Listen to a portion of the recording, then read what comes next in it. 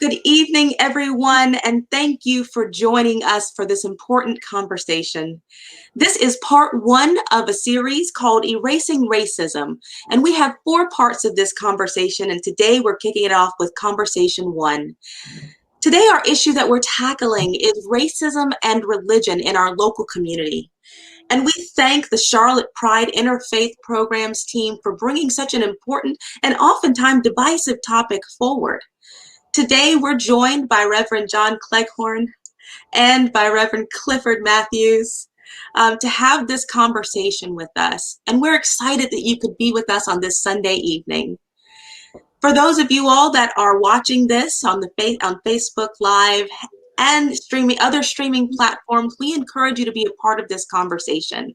We encourage you to use your chat box to issue any questions that you might have during this conversation, or you can just make general comments that our other viewers and the people participating in this conversation can see. Again, if you're just joining us, welcome to the Erasing Racism 4-part conversation series hosted by Charlotte Pride Interfaith Programs team. My name is Erin Barbee, and I'm excited to be able to moderate this conversation for you all this evening. I am a part of the interfaith team, and I've been excited about thinking about how can we really address the racism challenges that we have within our community. Oftentimes, good things start from a conversation. So having said that, today we're going to start by getting to know our 2 guests that we have with us. We feel it's important that we better understand who you are, gentlemen. We want to understand your upbringing, where you're from, and what your experience has been with racial inequality. So today I'm going to start with you, Reverend Cliff Matthews, and share with us a little bit about yourself. Okay, well, good evening, everybody. My name is Cliff Matthews, and my pronouns are he, him, his. I am from West Palm Beach, born and raised. I attended high school in West Palm Beach, of course, and shortly after graduation, became a member of the United States Air Force. I received my call to ministry at 14, and after getting out of the Air Force, I enrolled in college in West Palm Beach to pursue a degree in religion with the emphasis or minor in history. After that, I attended the Southern Baptist Theological Seminary in Louisville, Kentucky, where I finished my work there and then became the pastor of several churches in Tennessee before coming to Charlotte in the year 1998. I became the pastor of St. Luke Missionary Baptist Church interim in 1999 and was called as pastor in 2000. It's been my distinct privilege, my honor, to be the pastor of St. Luke Missionary Baptist Church for the past 20 years. Wow. I am so proud to be connected to a group of people who every single day show me what it means to walk out their faith, who are committed to being not only a church on Sunday. In fact, our slogan that we are so proud of is that we are more than a Sunday church. Mm-hmm. We're also a church that is clear about the fact that God loves everybody. Who you love should never be a barrier to your embrace of God. And we are a church that is proud of that. We stand with that. We are proud to be one of the few churches in Mecklenburg County, African-American churches that have had a presence in the Pride events. And we are thankful for the opportunity today. So that's my story, I guess, in a nutshell. I guess I'll say more as time goes on. I didn't realize that it had been 20 years. Yes. I mean, so 2020 with your 20th year anniversary? Yes, yeah, right, exactly. If I played the lotto, I'd be 2020, right? It's just my numbers, right? So something good came out of 2020. yes, it did. It sure did. So it's been a wonderful, wonderful experience. I wouldn't take nothing for it. Again, a wonderful people who have a real commitment to community, to embrace, to inclusion. And I'm just, again, proud. It's often been said, especially in our tradition, that a church makes a pastor. Mm-hmm. And in my case, I am a much better pastor, a much better preacher, a much better man because of St. Luke Missionary Baptist Church. So I'm thankful for them every day. Thank you. I really appreciate that. And so passing it off to you, John, tell us about yourself. Tell us where you're from. Tell us a little bit, quite possibly, about your experience with racial inequality.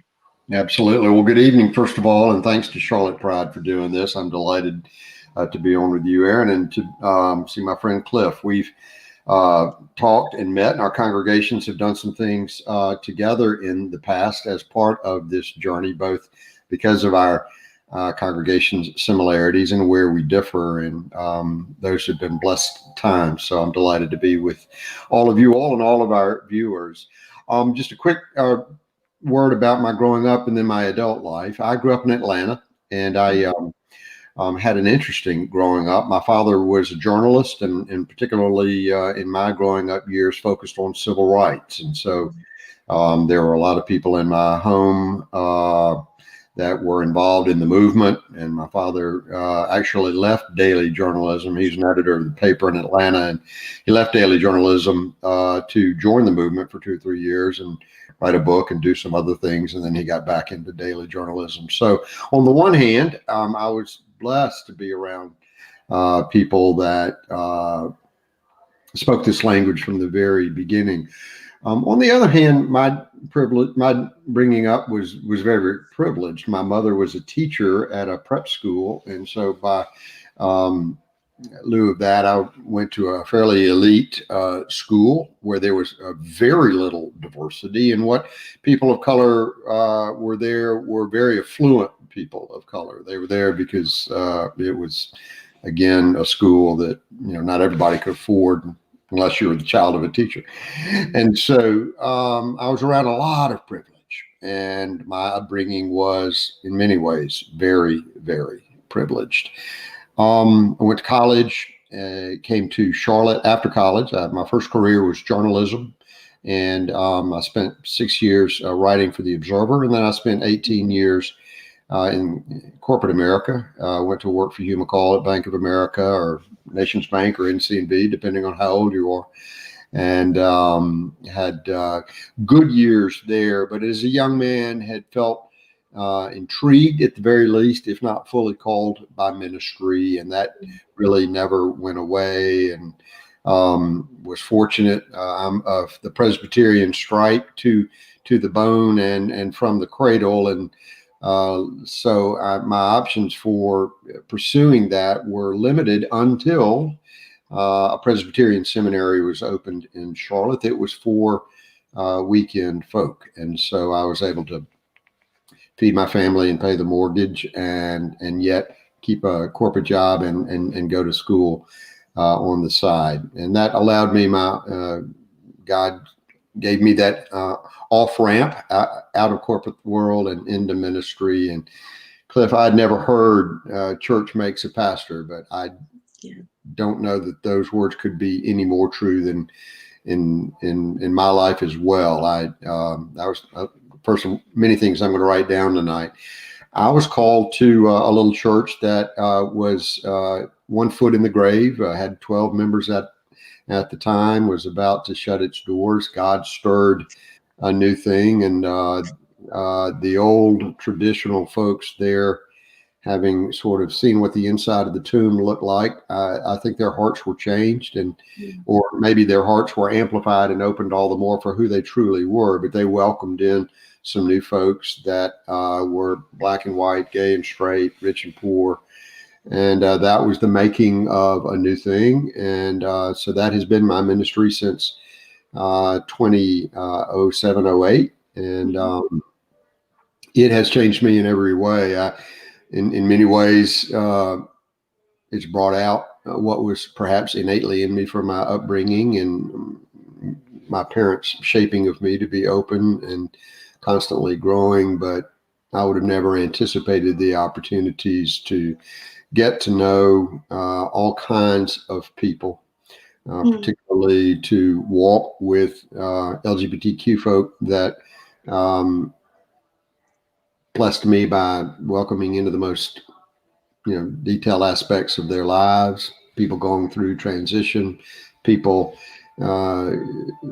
trying to reunite with their children after coming out as adults and leaving marriages, couples getting married. So I've been profoundly blessed along the way with the opportunity to walk with them and with people of color who live on the margins and sometimes are one step away from homelessness, in other times very, very comfortable. So God, I love the phrase, if you want to make God laugh, tell her your sense of humor. Well, I might have been cast for a more traditional ministry, but that's not what God had in store, and I'm forever grateful.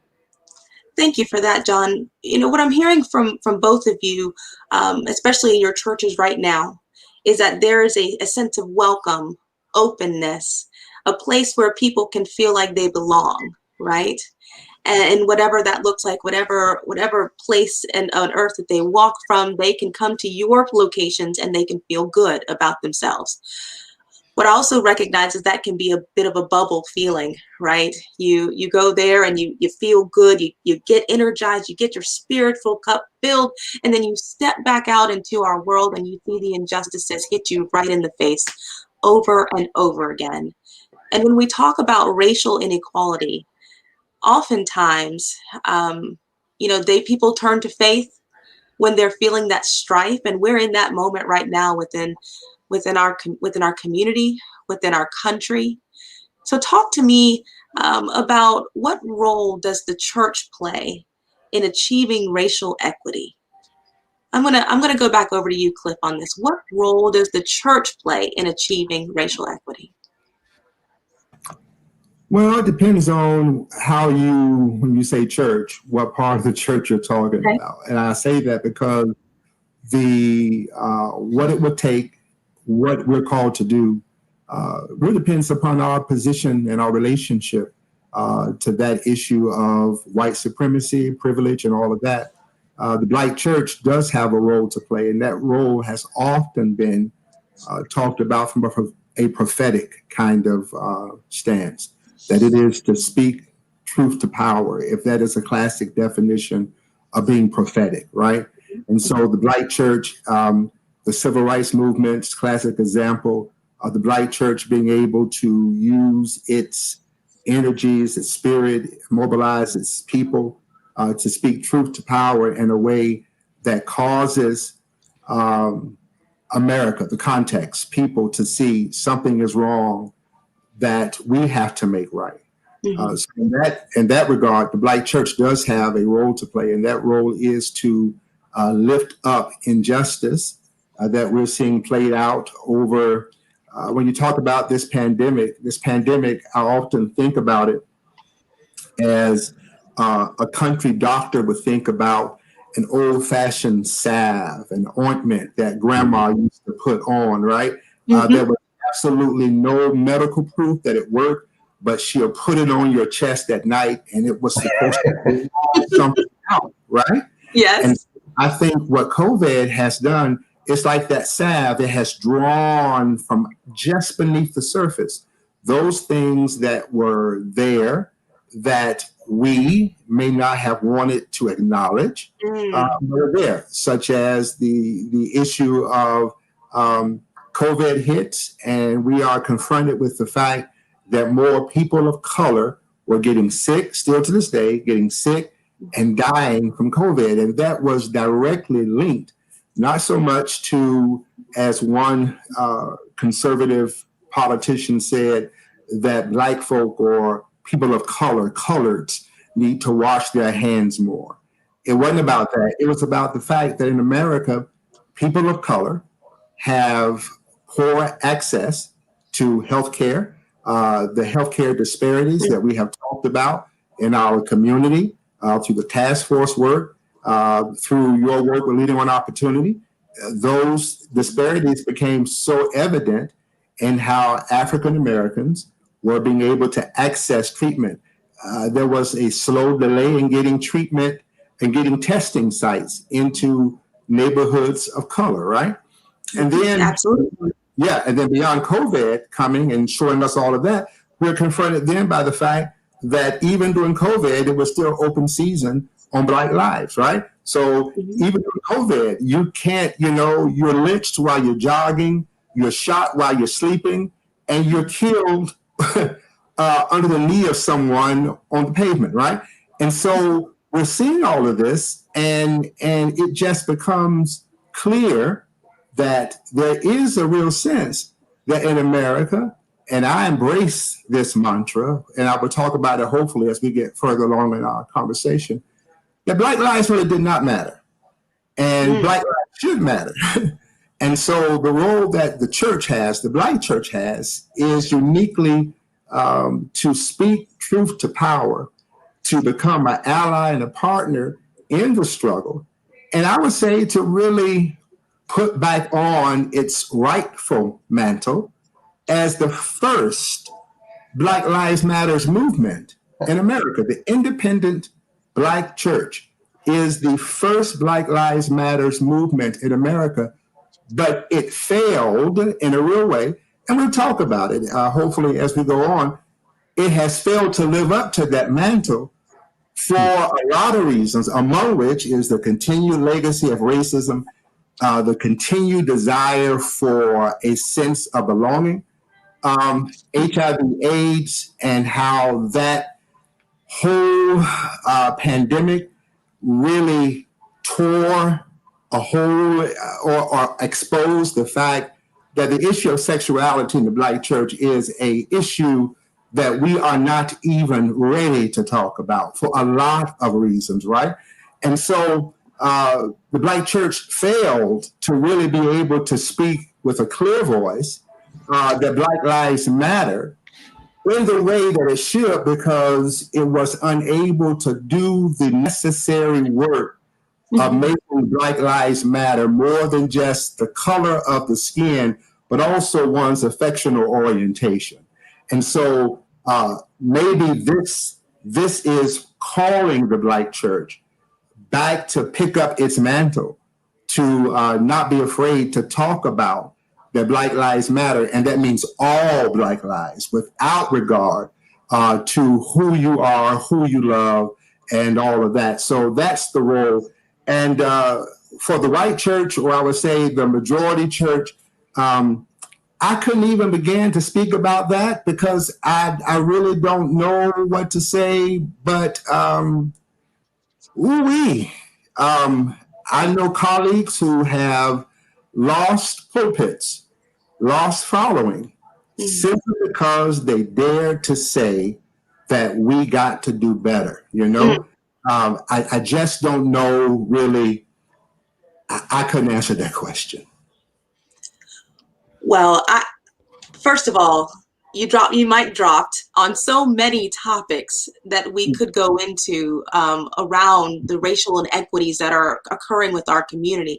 But I was just writing. I'm sure as you were too, John.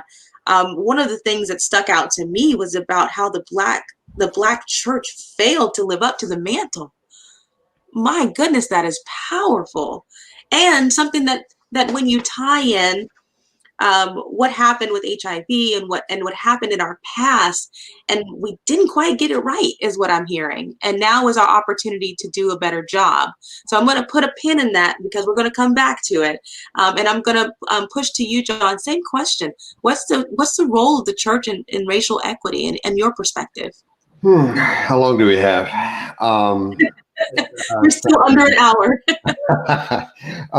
Thanks, Cliff. And as always, it's great to listen to you.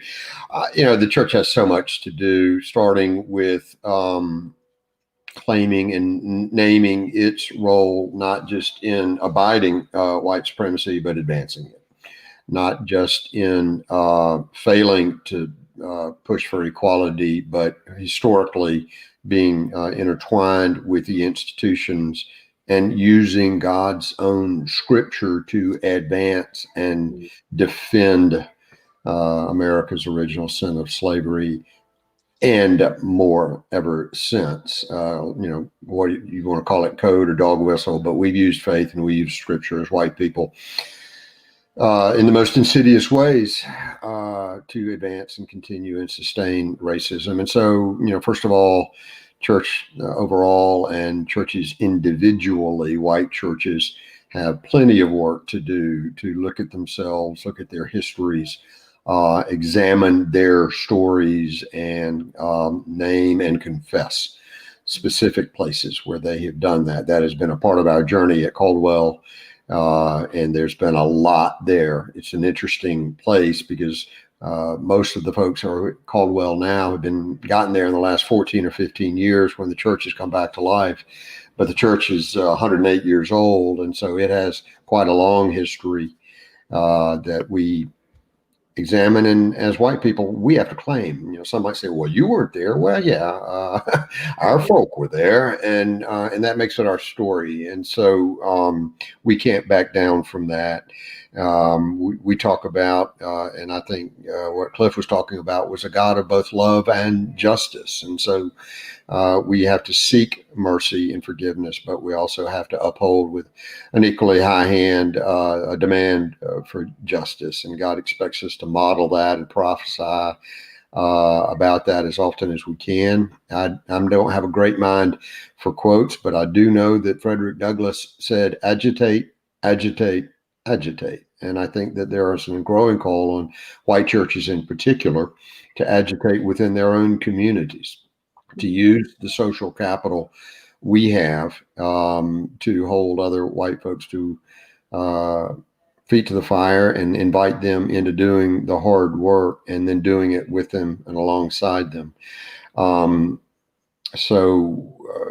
We, relative to the white church within the white community, there is a lot of confessing and recognizing and naming and modeling something different to do right now.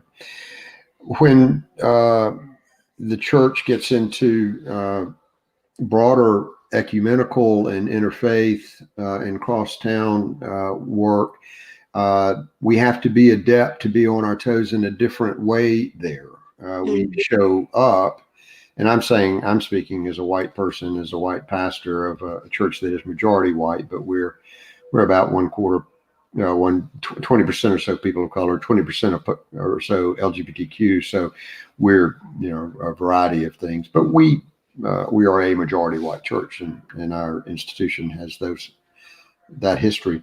So when we go into partnership and collaboration, even conversations like this, I think we have to be adept to take a different stance. And that is one where we are aware of our privilege, and we park it to listen and to learn and to name our blind spots and our blind spots to our blind spots, and follow people of color who know much more authentically what it's like to be oppressed and persecuted by folks that have looked like me historically. And so it's a both and. It's a both lead assertively within our own community, and when we get into broader communities, if we're asked to lead or if we're asked to assert influence and privilege, do so,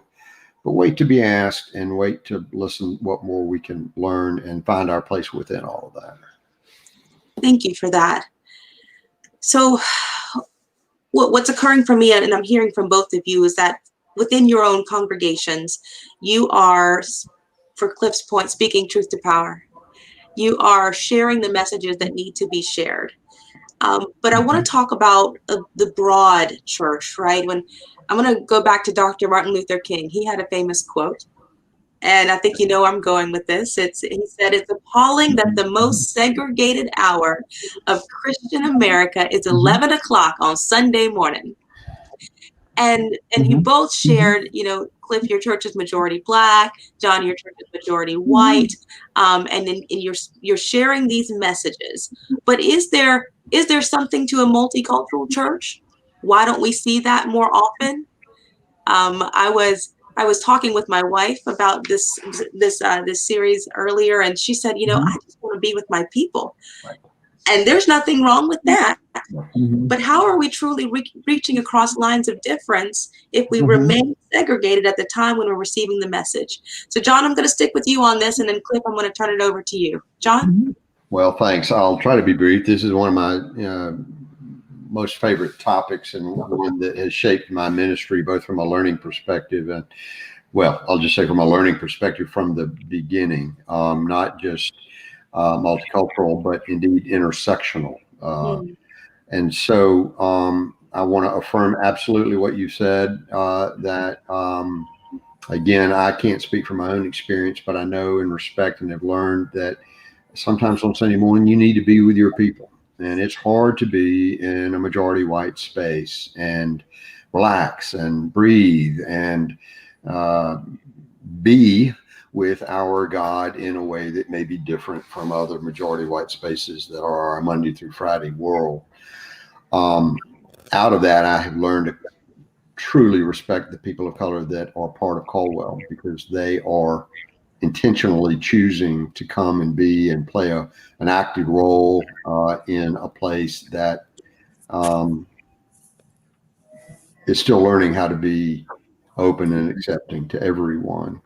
And yet by their presence, they make us so. I have learned to have the most profound respect and to listen to them for whatever I can. It's hard to be a diverse church. That's why we don't have many of them. It goes against, and I've got my book about this comes out early next year, and the first line is, my first question for God is, why are we such tribal people?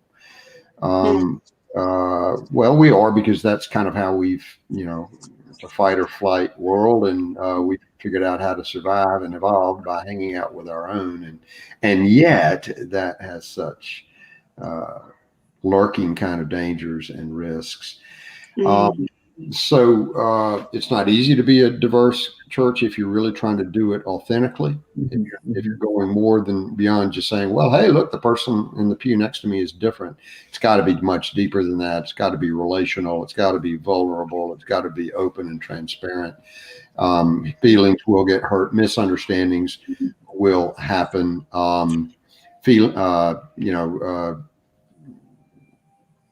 Well, I'll just leave it at that. It's not an easy thing to do. So it can be very exhausting, and at the same time, very enriching and enormously blessing.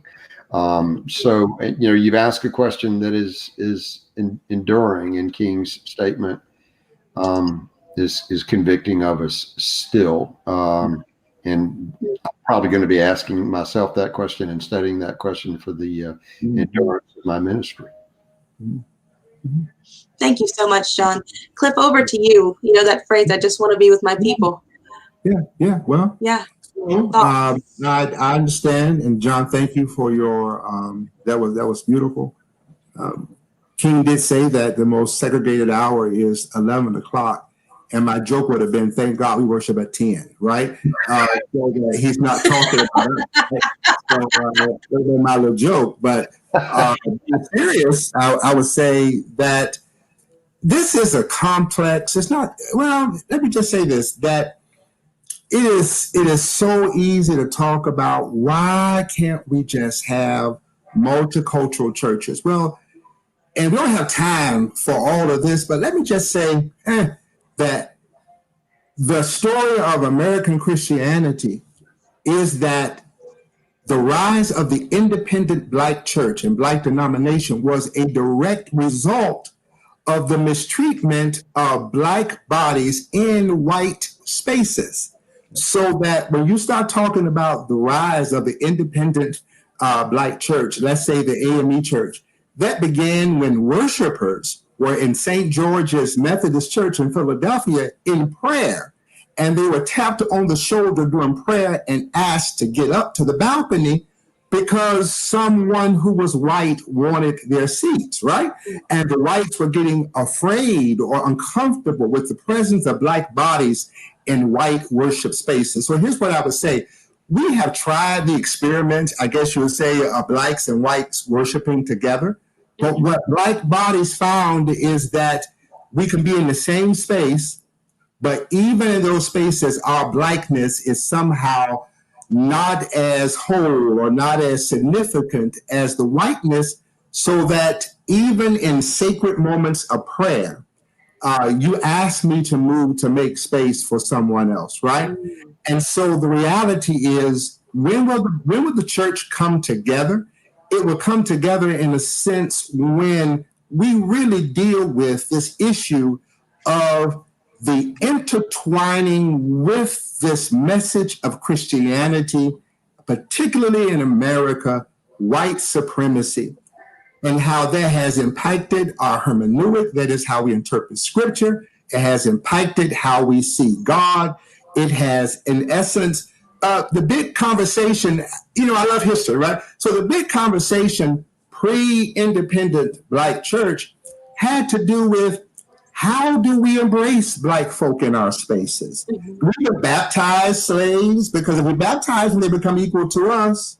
If we baptize them and they get married, we recognize their marriages. So all these are things that the historical record in America shows that from the very start, it was really a struggle for white Christians to really live out the inclusive nature of the gospel as it relates to Black bodies, right? So the Black church, it is segregated.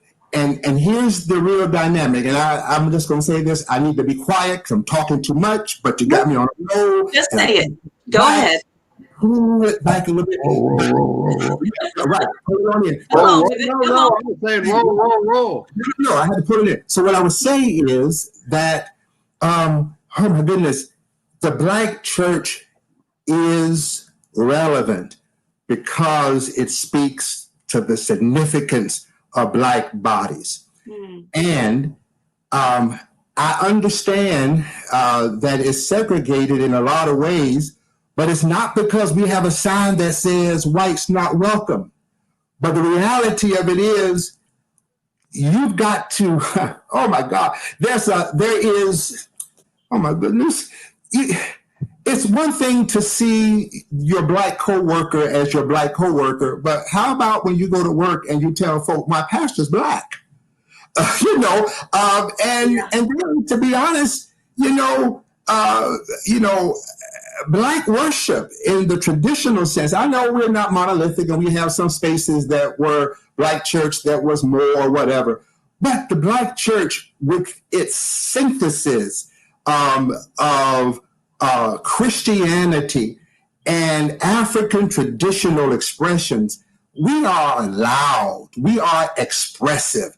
You don't have to choreograph it, but when the spirit hits, we may holler, we may dance, we may yell, and it is not the caricature of the Blues Brothers. It's not some show as if to be mocked, but it is an expression of the liberating presence of a God who has stepped into our space and has spoken to our significance in a context that says we ain't in.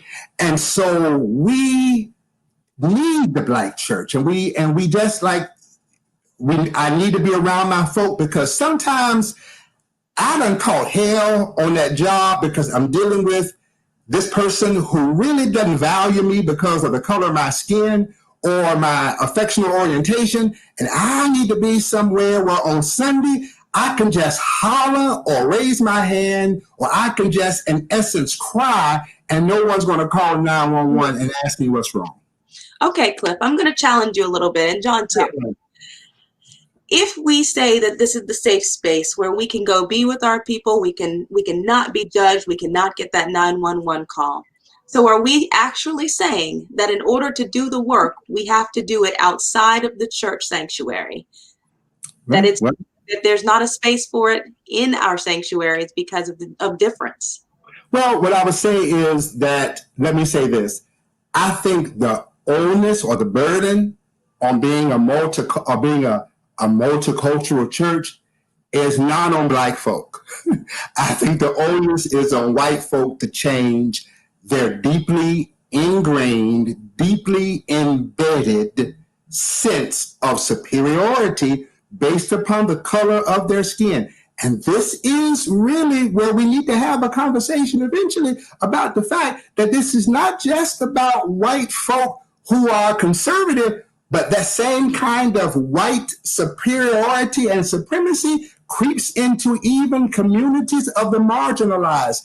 There's so much racism and so much systemic stuff that is present even in the LGBTQ community. Yes. That's documented. So I think when you ask about the Black church not being and also from a sociological standpoint, multiculturalism is not always so social science, sociologists will tell you that sometimes the call of multiculturalism can really be a masking that doesn't really want to deal with the real issues. So let's just, in the words of Rodney King, let's just all be in the same space and get along. But listen, you done beat my butt and took my stuff, and now you say, let's just get along? We can't get along like that till you come to the table and say you're sorry.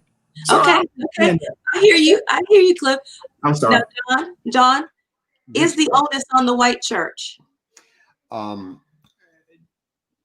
In short, yes, because this is a white nation, and this nation has been built to work for white people and not for people of color. So, we bear the fruits of white supremacy in that the onus is on a nation that has historically been shaped and led by white people. That said, most of our cities today are majority minority.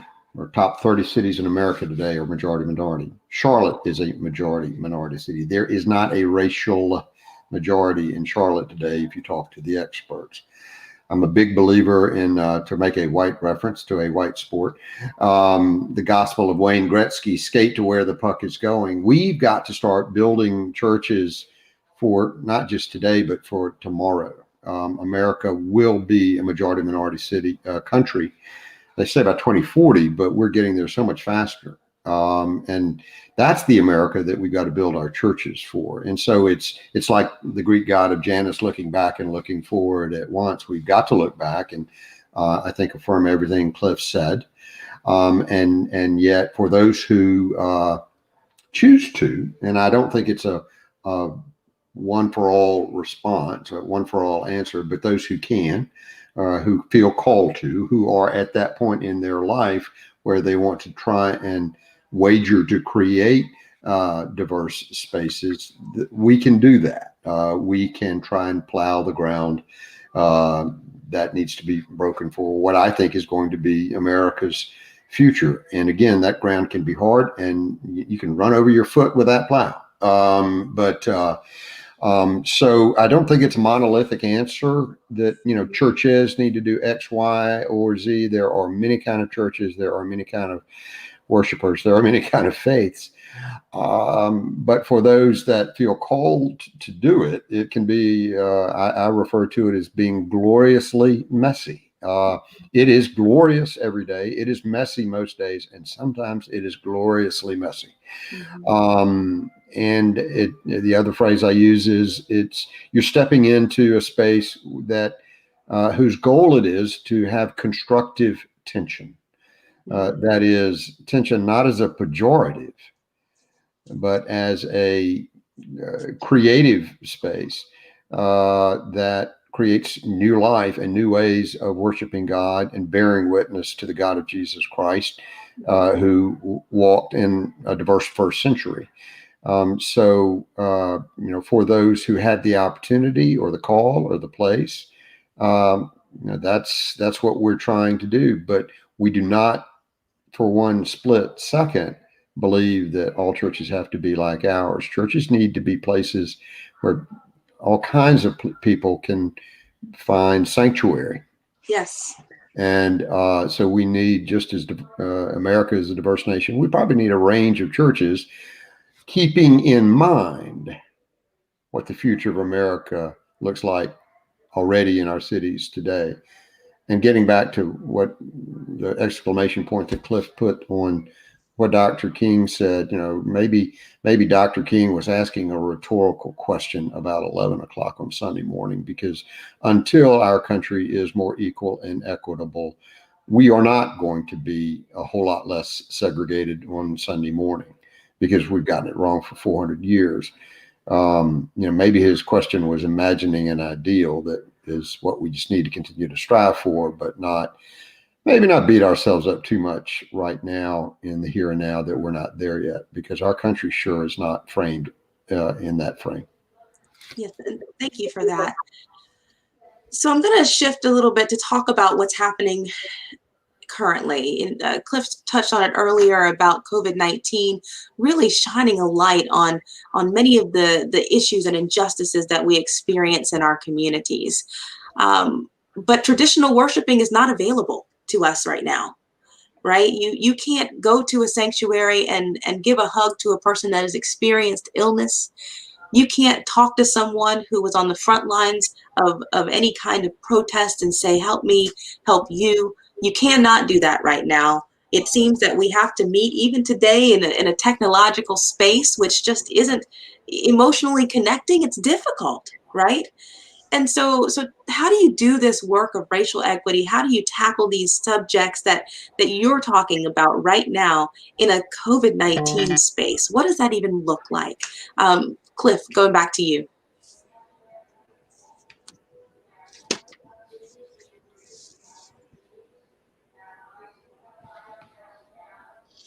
Cliff, I don't know if I can't hear you. I'm sorry. Thank you. It is difficult, I think, because all of us we have to do what we have to do. We have to continue being who we are. And I would say one of the benefits of COVID and forcing the church into the digital space, I'll be the first to admit that I am so traditional in my approach to liturgy and liturgical practices that I'm blessed to have young staff who saw the need for digital while I was still saying, you don't need that, right? And so when we had to go digital, they were already ahead of the game, and I won't call their names, but you know who you are, right? They were already ahead of the game. But what I would say is I am seeing that COVID has given St. Luke an opportunity to express itself, its brand of inclusion, of embrace, to a much wider segment of people. So when you can have someone from across the globe tune into your broadcast on Sunday morning, or you can have persons who are on the West Coast or up north. So I think how we do it is that we understand, for example, if our preaching, and I'm going to take preaching as a slice of what the church does, it's not all of it, please hear me. But for me, I think stuff I could have perhaps gotten away with when we were just preaching to the pews, you can't do that when you're preaching to the world. And when you put a broadcast out on Facebook or YouTube, you understand you're preaching to the world, right?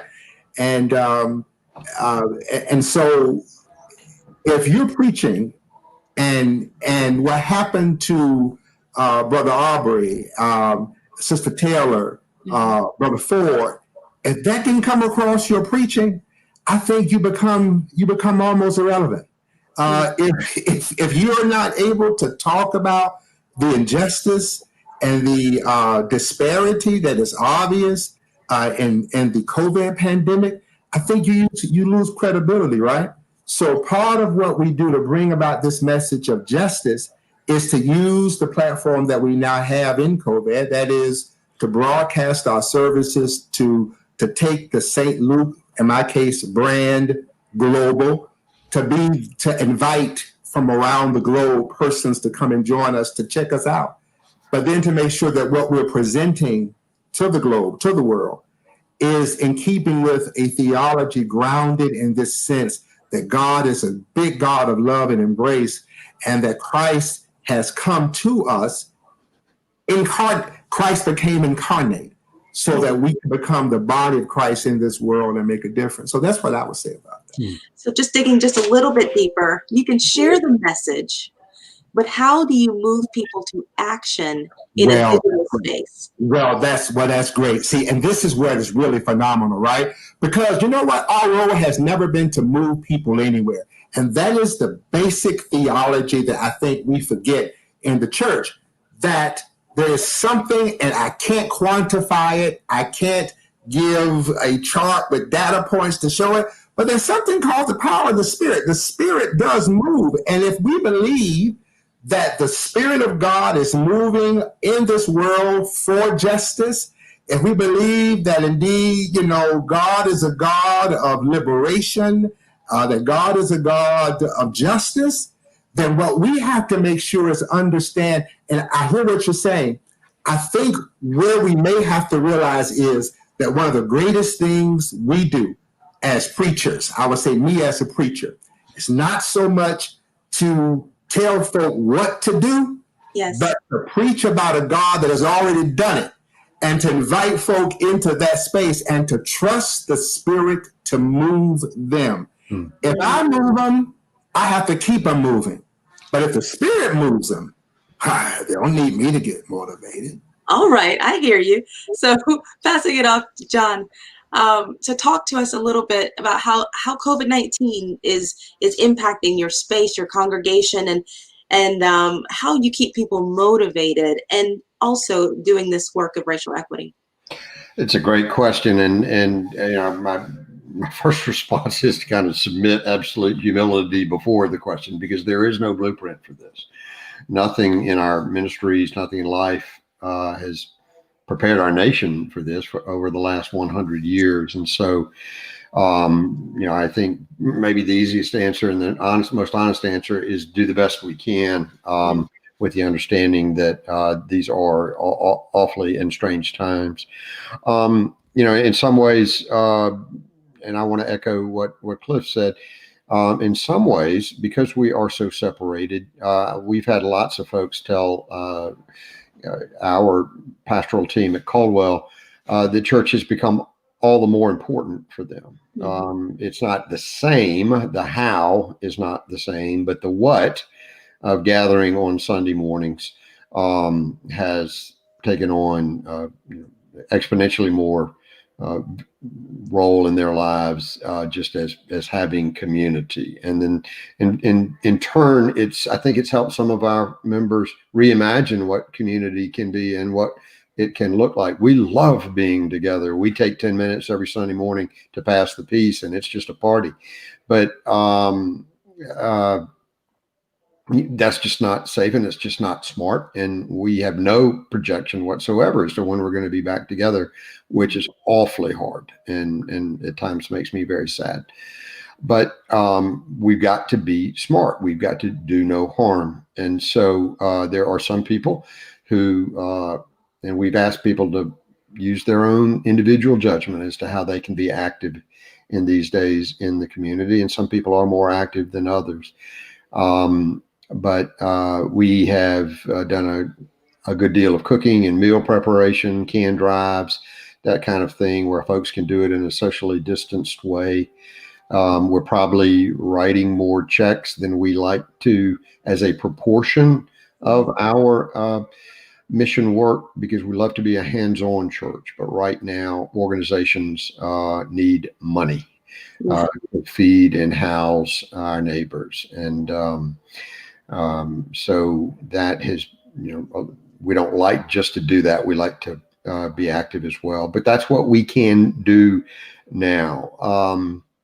We also have decided that this is a season of learning. And again, talking about God laughing at us about our plans, my associate pastor, Gail Henderson Belcito, and I had decided back in January that we would invite the congregation to take up the journey of becoming an anti-racist church, not just a multicultural, diverse church, but what does it truly mean to be anti-racist in all that we are and all that we do. And so it's not a terrible thing that we have this time to do a lot of studying and reading. Ministry is about much more than that, but especially white folks have a great deal to learn and to listen to build the empathy that we need and to broaden our own perspectives beyond what our own life experience has been about. So we're taking this as a season of learning and reading and talking. And yeah, that's imperfect over Zoom, but we are learning to be as relational as we can over Zoom. And then at Caldwell, we're also blessed with a particular opportunity to hold focus on a dream that preceded COVID and will go past it, of turning one of the biggest buildings on our campus into affordable housing. And so we are able to hold focus on what that involves and clicking off the mile markers of that. And that engages a number of our members who are helping make that happen. So that's a forward dream we have that we cling to and can continue to advance even while we're separated. So it's a bit of a mix, and it's imperfect. And again, my heart breaks when I think about us having to carry on like this probably for another 5 months. But that is where we are. And, we have to ask God, what is it that we're supposed to learn? Where are you in this? And Lord, guide our path. Thank you for that, John. I can't believe it, but we only have less than 10 minutes left of this conversation. We could talk for another 2 hours, but I think what's important for us to talk about now is a way forward. Both of you have touched on it. John, you talked about the anti-racism. You've talked about how your church is really adapting to COVID, and you have too, Cliff, but really talking about that specific topic of racial equity in this space. How do we move forward? Cliff, I'm going to toss that to you. Wow. Well, how do we move forward is, I think, by acknowledging that we have to move forward, that racism is a problem and it impacts this whole country. And we need to be aware that it has manifested itself in every facet of our country, right? And so to move forward is, I guess, the start of that is just recognizing it is real. And so even in my role as pastor of an African-American, or I said Black church, and part of the Black church tradition, there is that task of being of internal prophecy, prophesying to those who are in the pews, to also say that, yeah, it's time for us to recognize that we have a role to play also. I think the speed along is that we are not responsible as Black folk for racism, right? But the seed of racism has infected us, and it manifests in Black folk, not so much in racism, which I still believe Black folk cannot have. We don't have enough power to have racism. But I do feel that what we have done, we have taken the racism that we have experienced, and we have manifested that in homophobia, and our failure to really understand our commitment and our duty, our task to be a place of open embrace for everybody, right? And so for the Black church, I think we cannot separate or extrapolate from conversation of race, about race and justice, the issue of how we treat our brothers and sisters who have a different affectional orientation. So that is part of the work of justice, part of the work of racism. Someone said years ago, show me a person who's racist, and I'll show you a person who's also anti-woman and anti-gay. In other words, it's the same root. It's the same root. It's the same sense of. So I think that's where we have to move forward by really addressing those things that we need to bring to the forefront of our organizations that we can't continue to do? Thank you. John, how do we move forward? That's a great question. Again, no blueprint for what we're going through right now. I think we do have to continue to learn and act at the same time. This is a period, especially for white folks, to learn what we need to learn and to listen to whom we need to listen to. And it's been wonderful to listen to Cliff tonight. There's that old adage of, sometimes we go fast by going slow. And I think for white folks, progressives particularly, there's something in our gut that it has a sense of urgency about this. But and we see Ahmaud Arbery and Breonna Taylor and George Floyd and Keith Lamont Scott, and we have a fire within us to want to do something. And yet most experts on becoming anti-racist and related topics say that you cannot rush this work. Otherwise it's just wallpaper. And so, we've got to find that balance of satiating the sense of urgency that we feel to do something now, but not deluding ourselves into believing that we'll have all this done by, November 1. And then maybe the most important thing we all can do is November. We can vote, and we can do what we can to get out the vote.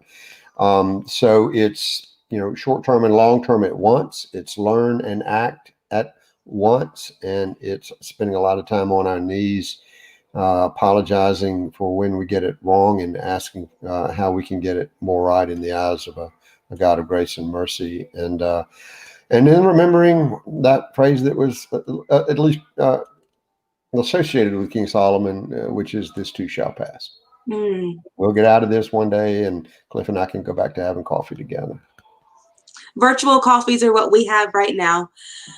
What I am deeply present to at this moment in time is that you all are very committed, not only to your congregations, but to the change work that needs to happen to move us forward.